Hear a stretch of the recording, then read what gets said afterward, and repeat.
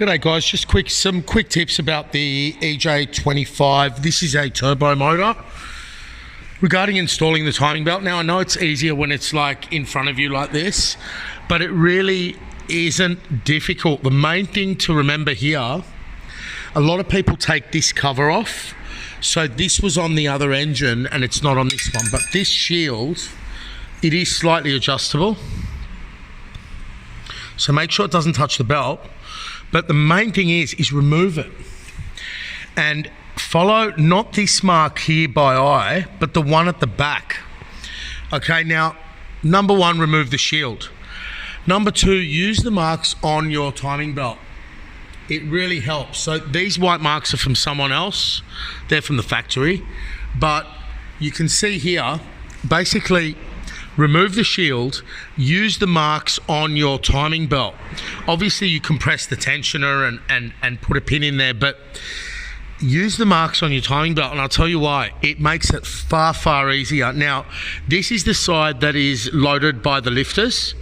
Okay, this is the side that is the jumping side. Now, we get so many of these misinstalled, right?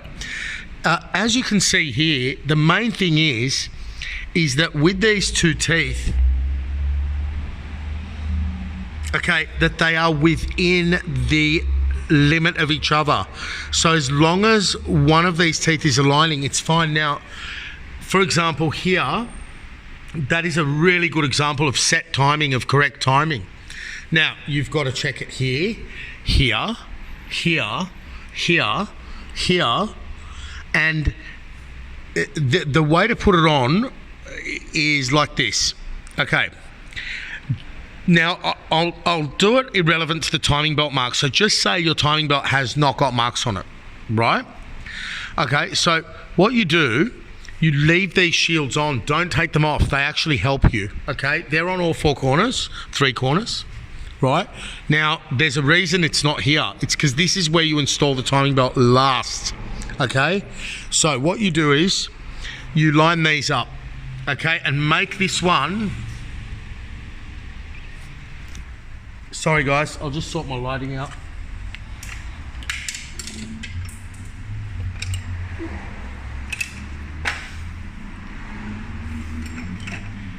Okay. Now, all right.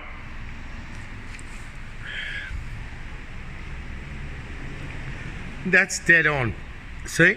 See how it's one tooth out there? That's fine. Line these up, right? So put the belt on here. Have this idler removed off the vehicle or the engine, right? All these other ones have to be installed. Don't do this one last, just do it this way, right? Install the belt there, then bring it around and line this one up, okay, with this mark here, okay? Right? Bring it around here and then install it here. Now, I like to use a long bar because, yeah, it'll do more damage when it flies off, but basically it takes far less effort to hold these in place. Now, I actually had two of these here, so like this, but it's not required, okay? This is if you don't have the tool. Now I've got the tools for the other ones. I can't find the tool for this one at the moment. We've moved and all the tools are up there. I'm sure I've got it. Can't find it and I don't need it. I've put the timing belt on literally in 2 minutes, right?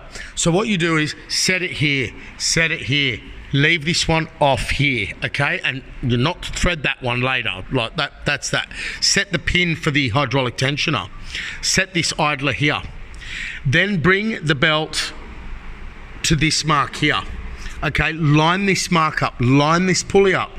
If you want, have someone assist you, right? But I basically did it myself, okay? Now, you line this one up, and now, whilst holding this, okay, this won't be on yet. This isn't on yet.